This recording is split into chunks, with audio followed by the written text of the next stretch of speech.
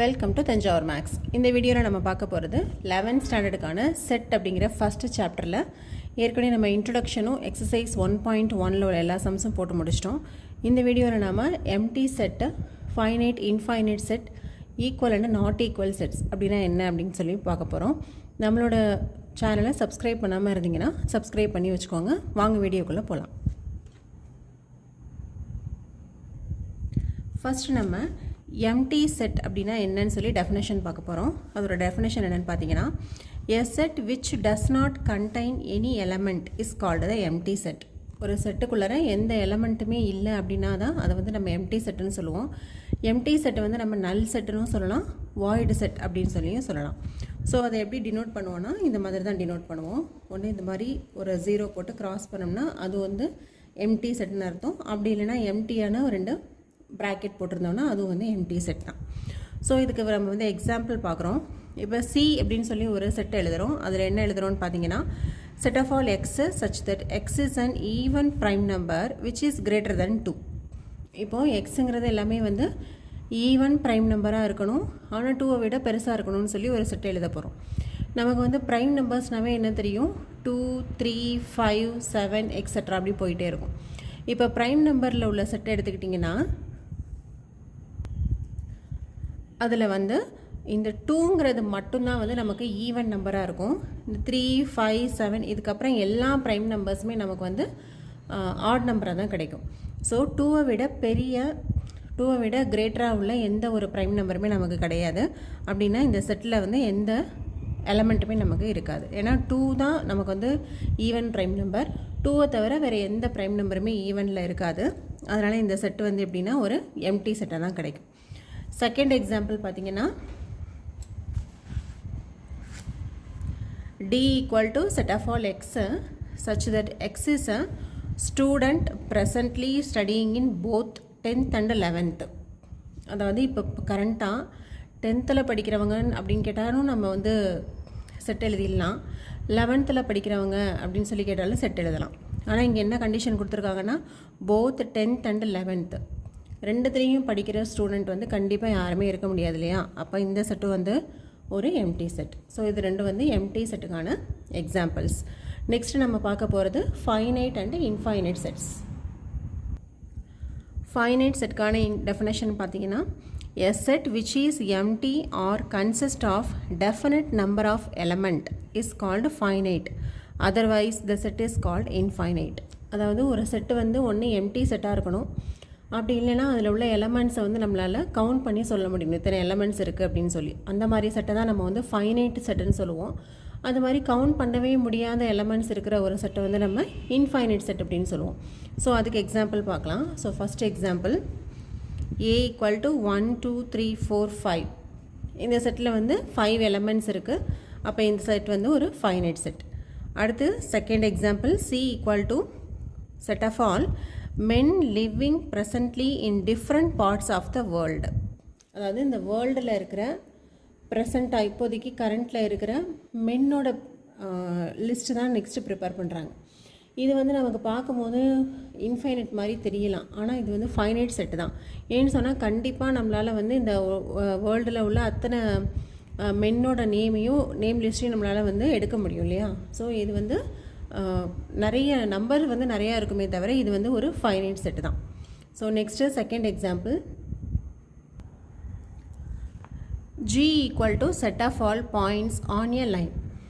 ஒரு straight line எடுத்துக்கிறோம், அதில் வந்து உள்ள பாயிண்ட்ஸ் எல்லாம் எடுத்து செட் எழுத போகிறோம். ஓகே, இப்போ வந்து ஒரு லைன் எடுத்திருக்கோம், ஏபி அப்படின்னு சொல்லிட்டு ஒரு லைன் எடுத்திருக்கோம்.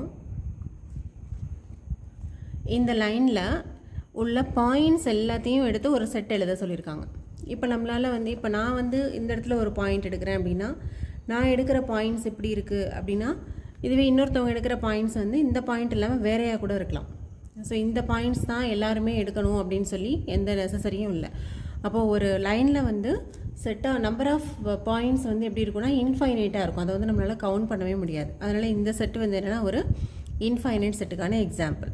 Next n equal to set of natural நம்பர்ஸ்ன்னு சொல்லியிருக்காங்க. நமக்கு ஏற்கனவே நேச்சுரல் நம்பர்ஸ் 1, 2, 3 எக்ஸட்ரா அப்படி போய்கிட்டே இருக்கும் இல்லையா. இதை வந்து நேச்சுரல் நம்பர்ஸ். அப்போ நேச்சுரல் நம்பர்ஸும் எப்படின்னா வந்து இன்ஃபைனைட் செட்டு தான். Next Z set of all integers. இன்டீஜர்ஸில் நமக்கு தெரியும் நெகட்டிவ் நம்பர்ஸ் வரும், பாசிட்டிவ் நம்பர்ஸ் வரும், 0 வரும், எக்ஸட்ரா இப்படி போய்கிட்டே இருக்கும்.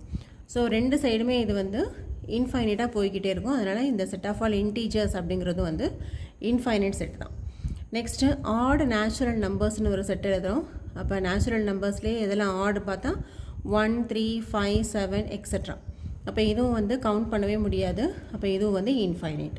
ஸோ எந்த செட்டில் உள்ள எலமெண்ட்ஸ் எல்லாம் கவுண்டபிளாக இருக்கோ அதெல்லாம் ஃபைனைட் செட்டு, எந்த செட்டில் உள்ள எலமெண்ட்ஸ் எல்லாம் அன்கவுண்டபிளாக இருக்கோ கவுண்ட் பண்ணவே முடியலையோ அதெல்லாம் வந்து இன்ஃபைனைட் செட். ஸோ நெக்ஸ்ட் வந்து முக்கியமான சில நோட்ஸ் என்னென்னு பார்க்க போகிறோம். First note, all infinite sets cannot be described in roster form. நம்ம ஆல்ரெடி ஃபஸ்ட்டு எக்ஸசைஸில் roster form and set builder form என்னென்னு சொல்லி பார்த்தோம். இதில் ரோஸ்டர் ஃபார்மில் வந்து எல்லாத்துலேயுமே நம்ம வந்து செட்டை வந்து டிஃபைன் பண்ணியிருப்போம். ரோஸ்டர் ஃபார்ம்லேயும் இப்போ டிஃபைன் பண்ணியிருப்போம், அதே போல் செட் பில்டர்லையும் டிஃபைன் பண்ணியிருப்போம். ஆனால் எல்லா ஃபைனைட் செட்டையும் நம்மளால் ரோஸ்டர் ஃபார்மில் டிஃபைன் பண்ண முடியும்.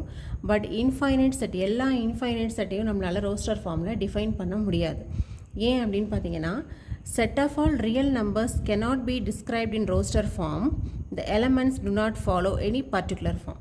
ஏன்னா நம்ம வந்து ரோஸ்டர் ஃபார்மில் போடும்போது ஒரு பர்டிகுலர் ஃபார்மேட் இருந்தால் தான் நம்மளால் அதில் டிரைவ் பண்ணவே முடியும் இல்லையா. So set of all real numbers எடுத்துக்கிட்டிங்க அப்படின்னு சொன்னால், ரியல் நம்பர்ஸில் என்னென்ன இருக்குன்னா நேச்சுரல் நம்பர்ஸ் இருக்குது, ஹோல் நம்பர்ஸ் இருக்குது, இன்டீஜர்ஸ் இருக்குது, ரேஷ்னல் நம்பர்ஸ் இருக்குது. இதை தவிர நமக்கு வந்து இராஷ்னல் நம்பர்ஸ் இருக்குது. இது எல்லாமே சேர்ந்தது தான் வந்து ரியல் நம்பர்ஸ். இப்போ நேச்சுரல் நம்பர்னு எடுத்துக்கிட்டோன்னா வந்து 1லேருந்து ஸ்டார்ட் ஆகுதுன்னு சொல்லி நம்மளால் டெஃபினட்டாக சொல்ல முடியும். ஹோல் நம்பர் அப்படிங்கிறது 0, 1, 2, 3ன்னு சொல்லிடுவோம். இசட் அப்படின்றத இன்டீஜர்ஸுங்கும் போது நெகட்டிவ் நம்பர், பாசிட்டிவ் நம்பர், 0ன்னு சொல்லலாம். அதுவே வந்து ரேஷனல் நம்பர் அப்படின்னு சொல்லும்போது P/Q அப்படிங்கிற ஃபார்மேட்டில் உள்ளதுன்னு சொல்லலாம். இது எதுவுமே இல்லாத, இதில் எதுவுமே சேராததான் நம்ம வந்து இராஷ்னல் நம்பர் அப்படின்னு சொல்லியிருப்போம். இப்போ இது ஒன்றுக்கும் தனித்தனியாக எடுத்துக்கிட்டிங்கன்னா ஒரு ஃபார்மேட் இருக்கும். ஆனால் இது எல்லாமே சேர்ந்துருக்கிற இந்த ரியல் நம்பர்ஸ்க்கு நம்மளால் வந்து ஒரு ஃபார்மேட் வந்து கொடுக்க முடியாது. நம்ம நார்மலாக ரோஸ்டர் ஃபார்மில் எப்படி வந்து நம்ம ஒரு எலமெண்ட்டை நம்ம மார்க் பண்ணுவோம் அப்படின்னு சொன்னால், எல்லா செட்டு வந்து இப்போ A அப்படின்னு ஒரு செட் எழுதுகிறோம். நேச்சுரல் நம்பர்ஸ்க்கான செட்டு வந்து நம்ம ரோஸ்டர் ஃபார்மில் எழுதுகிறோன்னா A = 1, 2, 3 எக்ஸட்ரா அப்படின்னு சொல்லி நம்மளால் போட முடியும் ரோஸ்டர் ஃபார்ம். ஆனால் இதுவே வந்து ரியல் நம்பருக்கு ரோஸ்டர் ஃபார்ம் எழுதணும் அப்படின்னு சொன்னால், ரியல் நம்பரில் இந்த 1, 2, 3யும் வரும், 0வும் வரும், நெகட்டிவ் நம்பர்ஸ் வரும், ரேஷ்னல் வரும், இராஷ்னல் வரும். ஸோ இதுக்கு வந்து பர்டிகுலராக ஒரு ஃபார்மேட் கிடையாது. அதனால தான் நம்மளால் ரியல் நம்பர்ஸுக்கு ரோஸ்டர் ஃபார்மில் எழுத முடியாது. ஓகேவா? பட் இதுவே வந்து செட் பில்டர் ஃபார்மில் நம்மளால் எழுத முடியும்.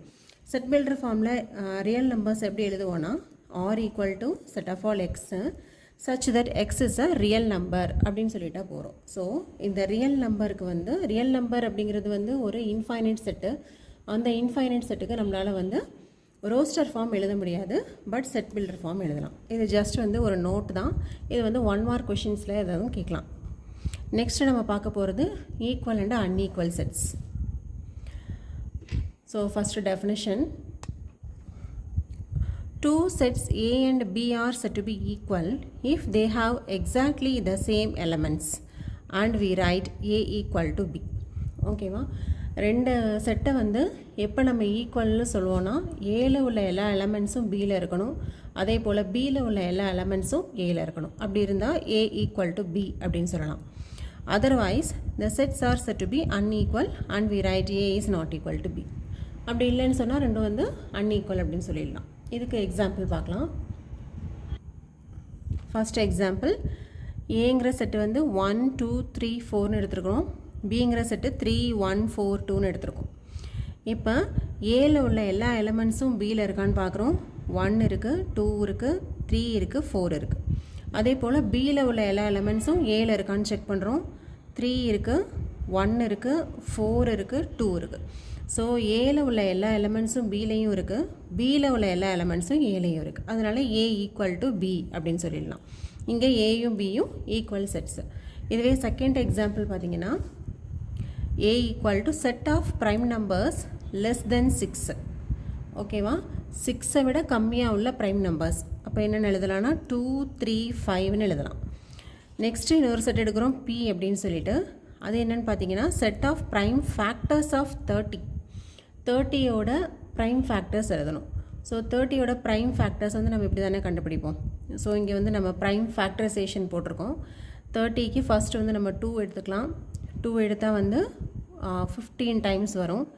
நெக்ஸ்ட்டு அடுத்த ப்ரைம் நம்பர் வந்து 15 இருக்கிறதுனால 3 எடுத்திருக்கேன். இப்போ 5 3s are 15.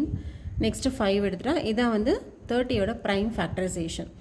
இப்போ இந்த 30யோட ப்ரைம் ஃபேக்டர்ஸ்லாம் எதுன்னு பார்த்தீங்கன்னா 2 3 5. ஸோ அதை தான் எடுத்து எழுதியிருக்கோம்.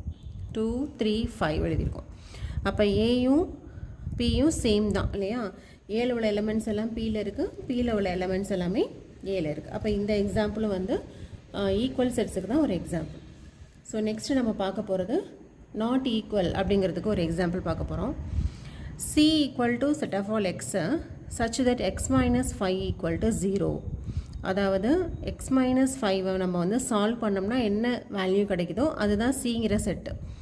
அப்போது x minus 5 equal to 0 அப்படின்னு சொன்னால் x minus 5 equal to 0னா x equal to என்ன வரும் 5 அப்படின்னு சொல்லி வரும் இல்லையா. ஸோ Cங்கிற செட்டில் வந்து 5 மட்டும் இருக்குது. நெக்ஸ்ட் Dன்னு ஒரு செட்டு கொடுத்துருக்காங்க. அது என்ன கொடுத்துருக்காங்கன்னா எக்ஸ் ஸ்கொயர் ஈக்குவல் டு 25ன்னு கொடுத்துருக்காங்க. எக்ஸை வந்து நம்ம ஸ்கொயர் பண்ணும்போது 25ன்னு ஆன்சர் வரணும். ஸோ இதுக்கு வந்து 2 பாசிபிலிட்டிஸ் இருக்குது. என்னென்னு சொன்னால் +5 ஸ்கொயர் பண்ணாலும் 25 கிடைக்கும், -5 ஸ்கொயர் பண்ணாலும் 25 கிடைக்கும். ஏன்னா -5 × -5 +25 தான். அப்போ Dங்கிற செட்டில் என்ன இருக்கும்னா -5ம் இருக்கும் +5ம் இருக்கும். இப்போ கம்பேர் பண்ணி பார்த்தீங்கன்னா சியில் ஒரே ஒரு 5 மட்டும்தான் இருக்குது, அது டிலையும் இருக்குது. ஆனால் டியில் உள்ள -5 அப்படிங்கிற எலமெண்ட் வந்து சியில் இல்லை. நமக்கு ஈக்குவல் செட்ஸாக இருக்கணும்னா என்ன டெஃபினிஷன், சியில் உள்ளது எல்லாமே டியில் இருக்கணும், டியில் உள்ள எல்லாமே வந்து சிலையும் இருக்கணும். ஸோ இங்கே அப்படி இல்லாததுனால C is not equal to D அப்படின்னு சொல்லியிருக்கோம். ஸோ இந்த கான்செப்ட்டும் எதில் அதிகமாக வரும்னா 1 வேர்ட்ஸில் தான் அதிகமாக கேட்பாங்க. ஏதாவது 2 செட்டு கொடுத்து 2 ஈக்குவல் செட்டா அன்ஈக்குவல் செட்டான்னு கேட்பாங்க, இல்லையா ஃபைனைட்டா இன்ஃபைனைட்டான்னு கேட்பாங்க. ஸோ இந்த டெஃபினேஷன்ஸ் எல்லாமே வந்து 1 வேர்டுக்கு தான் நமக்கு வந்து யூஸ் ஆகும். நெக்ஸ்ட் ஒரு முக்கியமான நோட் பார்க்கலாம். A set does not change if one or more elements of the set are repeated. 1 or more elements வந்து ரிப்பீட் ஆகிருந்தாலும் அந்த செட் வந்து சேஞ்ச் ஆகாது அப்படின்னு சொல்லியிருக்காங்க. இப்போ A ஈக்குவல் டு 1 2 3ன்னு ஒரு செட் எழுதியிருக்கோம், B ஈக்குவல் டு 2 2 1 3 3ன்னு எழுதியிருக்காங்க. இப்போ பார்த்தீங்கன்னா ஏல உள்ள 1 2 3 3 எலமெண்ட்டுமே பியில் இருக்குது, அதே போல் பியில் உள்ள எலமெண்ட்ஸ் எல்லாமே ஏல இருக்குது. ஆனால் பியில் வந்து சில எலமெண்ட்ஸ் வந்து ரிப்பீட் ஆகிருக்கு. பட் அதை பற்றி நமக்கு ப்ராப்ளம் இல்லை. ஏல உள்ள எலமெண்ட்ஸ் பியில் இருக்குது, பியில் உள்ள எலமெண்ட்ஸ் ஏல இருக்குது. அதனால் ஏ ஈக்குவல் டு பி அப்படின்னு சொல்லிடலாம். ஓகே, நெக்ஸ்ட்டு இதோட இந்த சாப்டர் இந்த செக்ஷனுக்கான இன்ட்ரடக்ஷன் முடிஞ்சிருச்சு. நம்ம வந்து அடுத்த வீடியோவில் எக்ஸசைஸ் 1.2 ஃபுல்லாக பார்க்கலாம். நம்ம வீடியோ உங்களுக்கு பிடிச்சிருந்துச்சுன்னா லைக் பண்ணுங்கள், உங்கள் ஃப்ரெண்ட்ஸ் கூட ஷேர் பண்ணுங்கள். தேங்க்யூ ஃபார் வாட்சிங்.